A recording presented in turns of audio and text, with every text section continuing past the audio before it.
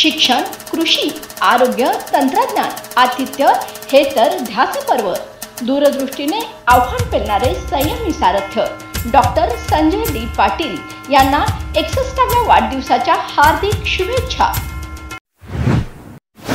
केंद्रीय रस्ते वाहतूक व महामार्ग मंत्री नितीन गडकरी यांनी कोल्हापूर जिल्ह्यातील राष्ट्रीय महामार्ग विकास कामांचा आढावा कोल्हापूर विमानतळ येथे घेतला. कोल्हापूर शहरातील वाढत्या वाहतूक कोंडीचा आणि महामार्गावर उद्भवणाऱ्या पूरस्थितीचा विचार करून शहरात फ्लायओव्हर आणि राष्ट्रीय महामार्गावर बास्केट ब्रिज उभारण्याचा प्रस्ताव सादर करण्यात आला.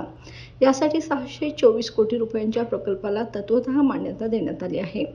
यावेळी केंद्रीय मंत्री नितीन गडकरी यांनी या प्रकल्पाचे डिझाईन तातडीने सादर करण्याचे आदेश दिले, जेणेकरून लवकर काम सुरू करता येईल. या बैठकीला खासदार धनंजय महाडिक, आमदार अमल महाडिक, आमदार अशोकराव माने, जिल्हाधिकारी अमोल एडगे, महापालिका आयुक्त के मंजुलक्ष्मी आणि राष्ट्रीय महामार्ग कोल्हापूर प्रकल्प संचालक संजय कदम उपस्थित होते.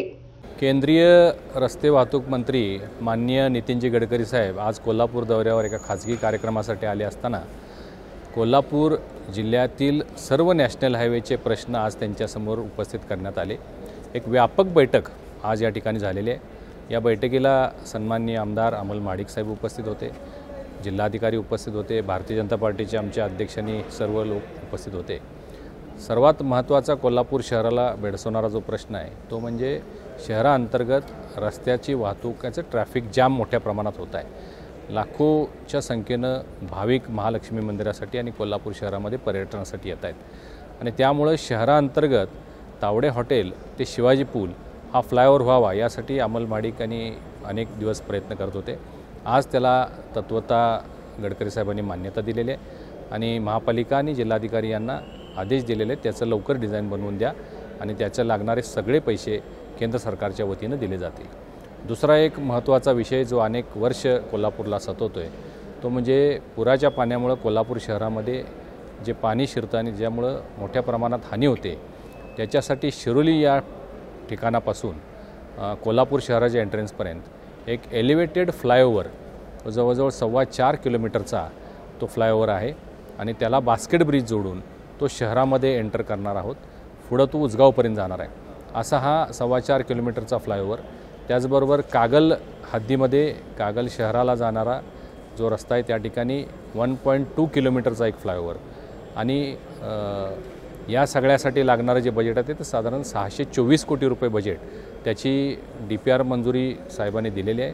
लवकरच त्याचं टेंडर निघेल आणि हे काम लवकर सुरू होईल आणि त्याच्यानंतर मात्र कोल्हापूरला कधीही पुराच्या पाण्याचा फटका बसणार नाही आणि यामुळं लोकांचेसुद्धा मोठ्या प्रमाणात सोय होणार आहे. हे दोन मोठे प्रोजेक्ट आज गडकरी साहेबांच्या माध्यमातून कोल्हापूर शहराला मिळतात. मी कोल्हापूर शहराच्या जिल्ह्याच्या व नागरिकांच्या वतीनं गडकरी साहेबांचं मनपूर्वक अभिनंदन करतो, आभार व्यक्त करतो. त्याचबरोबर गडिंग्लज आणि आजरा शहराला जे आता रोड्स झालेले आहेत त्याला रिंग रोड बनवावा अशी एक नव्यानं मागणी आपण केलेली आहे. त्याचा प्रस्ताव त्यांनी मागितलेला आहे. PM ई बस सेवा याच्या माध्यमातून 100 इलेक्ट्रिक बसेस मंजूर झालेले आहे. त्याच्या कामासाठी नॅशनल हायवेचा वापर होणार आहे. त्याच्या रकमेचा मोबदला जो द्यायचा आहे त्यामध्ये सूट मिळावी अशा आणखीन काही विषय त्यांच्यासमोर मांडले आणि सगळ्यांना सकारात्मक उत्तर गडकरी साहेबांनी दिलेले आहे. मी साहेबांचे मनपूर्वक आभार व्यक्त करतो.